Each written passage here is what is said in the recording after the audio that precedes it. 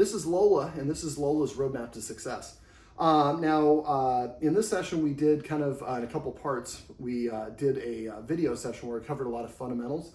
So I'm not going to cover that stuff except for to summarize. We went over marker words, hand targeting, celebrate game, and how to read dog consent and cutoff signals. And that lesson, I think, is the most profound one in this house because Lola has a resource guarding issue. I'm still not certain it's resource guarding. I think she just had stuff and people were taking it away from her and eventually reached a tipping point and said no. Basically, a lot of us don't know. We look at our dog's behavior as a nuisance behavior and we just want it to stop. But just like a baby that's crying might be a nuisance behavior for you, but the baby is in distress. It's crying, it's acting out. There's reason for the behavior. When it comes to dogs, all behavior is trying to achieve something. So when I have dogs with behavior problems, I try to figure out what they're trying to achieve and figure out is there a way for me to get them what they want without offering the behavior that we don't want. And so the guardians told me the things I love to hear from my clients most. I understand my dog's behavior, and now I'm seeing all these things my dog is saying it doesn't want to do, and I'm stopping. And so I know we're making a really big improvement in the quality of life for the dog. Okay, and you guys might have to remind me a little bit because this is a little bit different session than I normally do because I normally spend so much time on the fundamentals, which we got out of the way. So we went over, let me see, what did we go over? We went over leave it, and there should be a video listed above. When you have a dog that is resource guarding, teaching them to leave it and teaching take, give, and drop are really important. And remember to get right now she's trying to get the ball that's underneath the couch. So remember to get those pool needles and kind of put them in. You can kind of stitch them in or glue them or whatever so that it's just towards the front. So when the ball goes under, it's always within the dog's reach. Let me see. Now when I first came over, she did that. She was demand barking. Now when a dog barks, I just ignore. I'm not going to give them anything. Remember, all your attention is rewarding. So if she barks, even if you look at her, even if you go, to a dog, I'm getting a response. So the best thing when it comes to dogs, we call it extinguishing behavior. Means we want the behavior to go away. And so right now she's going to do this because this has worked for her in the past. So she's kind of demanding that we get her the ball, and we often do that to shut the dog up, and that just makes the dog more likely to do it again in the future. So you have to kind of ignore it and be dedicated so that you don't give in and the dog learns that behavior absolutely 100% does not work. You're hearing she's not barking as much now, but she's still looking at her guardians. The guardians are sitting right here and they're doing a wonderful job of just ignoring her. No eye contact, nothing. You hear that little one? That little bark was like, this is not working. Now, we also talked about celebrating in the previous sessions, and celebrating is one of the best ways to offset this behavior because we're rewarding the dog when it offers desired behaviors. So since she does this mostly when guests come over, I would cheat. I would arrange to have some guests come over that are your friends to help them practice this specific thing. Tell them, hey, I got a six-pack for you or a joint or whatever it is that your friend likes. I need you to come over, and if Lola barks at you, you're just going to ignore. We're going to pretend like, keep on talking like she's not doing anything. And the behavior has now extinguished itself because it was not reinforced. And so if you have some friends come over to help you practice this, she starts learning that behavior no longer works. But your friend should also be celebrating, and you should be celebrating the desired behaviors dog offers. So that instead of doing this, she sits and barks or does other things. Right now, this is demand barking, but also for a purpose because the ball is underneath the couch that I can't reach. So those pool noodles will help eliminate that because although the behavior stopped temporarily, she still wants the ball, so she hasn't achieved what she wanted. I did talk a little bit before one of the guardians got here about management and maintenance. And that's basically when dogs do a behavior that we don't like, they are practicing at it and they are getting better at it. And so barking at the door is I don't know why that guy's calling me, but he's going to have to leave me a message. Barking at the window is a self-rewarding behavior because Lola hears somebody walking by. She goes to this window. It's Southern California, so the window's naturally open. And she sees the people and she barks at them. Thank you. And she says, hey, you shouldn't be here. You better keep going. Don't come back. And the people appear to leave. So she's like, how powerful is my bark? Really, they were just walking by the house. She doesn't know that. But in her mind, her barking made them leave. It reinforces the behavior, makes it more likely to happen. Management or maintenance is creating a situation where that can't happen. So the window behind us, if the window was closed and we had white paper on the bottom third of that window, when she hears the sound and goes over the window and looks out, she doesn't get to see anyone. She doesn't get to see them walk away. It takes away the reward. It's not going to fix her from barking at the window, but it is going to stop it from getting worse or helping her practice that behavior. So anytime your dog has a behavior that you don't like, ask yourself, what can I do to limit things or create a situation where the dog can't offer that behavior or can't practice that behavior is a better way to say it. Celebrate, yes. So right here, she did come to me. I didn't ask for that, but she did get some pets and attention for that, even though she didn't ask for that either. So we're going to reward her for the things that she likes. All right, so we went over leave it, and to start off with, there's a video above that's going to go through that, so I'm not going to go through it in detail. Let me know if you have any questions or concerns about that one. We also went over take, give, and drop, and I have that video linked above as well. Now, take, give, and drop is really one that's best done when the dog is in the mood. So you really want to wait for the dog when you have a new toy, or there's the ball came out from somewhere, maybe it was in the neighbor's yard, the neighbor brings it back, oh, now it's fresh again. So when she's interested in something, that's when we want to practice the drop really. And what you want to do is just quietly pull out a treat without her seeing it, hold it to her nose, and then when she drops it, say yes and put the treat in until she's dropping consistently and early. Then I would pull out the treat, say drop, she drops it, then I would say yes and give her the treat. Remember, don't pick up the object when you take, give, and drop. Okay, so practice both of those when you don't need it. Practice in different parts of your house. Practice all sorts of different items. So that with low value items, things that are her toys that she's allowed to have, not chew items like a bully stick or things like that, because that's a high value item. And we practice with these low value items. After a while, she brings you a shoe, you say drop, she drops it, you give her a treat. And then if you, and you don't pick it up, so maybe you take her to the kitchen and she follows the kitchen, your partner picks up the shoe and puts it away. Now, if you are going to take something away, technically you should, if you get her to drop it and then you walk away, you should replace it with something of equal or greater value. Some people will have a bag of greenies, those chew things for their teeth, or bully sticks, or different ingestible items like that. So the dog doesn't feel like, well, yes, you got my stuff, but I got something else, so I don't feel like I got ripped off in the equation. Let me see. We also, what else did we go over?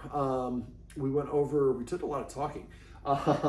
We went over, let me see, a recall exercise. Remember that lowering your hand is what's going to cause her to come. That video should be linked above as well. If it's not, please let me know, and I will go ahead and go over that with you. Let me see. What else did we go over? There's some other. Stay. Oh yeah, we went over stay. Stay for first practice. Stay for duration and distractions first.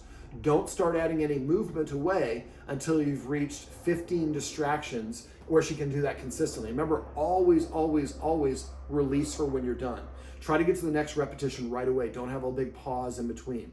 Now, when you add in the distance, you're going to walk away walking backwards. So you remember your feet are telling her what direction you're going to move. So if you walk backwards or your feet are pointing towards her, she feels more comfortable. Don't start, walk away and don't start turning away until you've been able to walk away backwards about 15 paces and she consistently stays there. Now, when that's the case, then I would go ahead and do the circle, but I go back to one step. So I say stay, turn my back to her, take one step, really a small circle, come back and give her that treat. Now, when I'm practicing, I do it in cycles. So I say stay, offer one chicken wing, yes, and then give her the treat. Remember to have clean mechanics for that. And I do, maybe I do 5 reps. So stay, one chicken wing, yes, treat.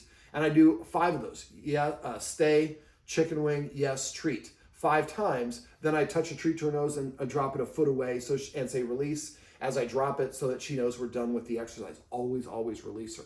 Then the next time I do it, I might say stay, chicken wing 1, chicken wing 2, or chicken wing 1, 2 on this side. It doesn't matter what you do, just make sure it's from the waist up only. And then all the repetitions you do are only for 2. And you work your way up to eventually, again, where you have 15 things you're doing. And remember, looking at your phone and scrolling through your phone, just count in your head every scroll. 1, 2, 3, 4, because we look at our phones all day long. When you get to the point where you're doing, when you're walking away with your back towards her for the stay, when you do leave her sight, that is one of the hardest parts of stay. So sometimes you just disappear for halfway out of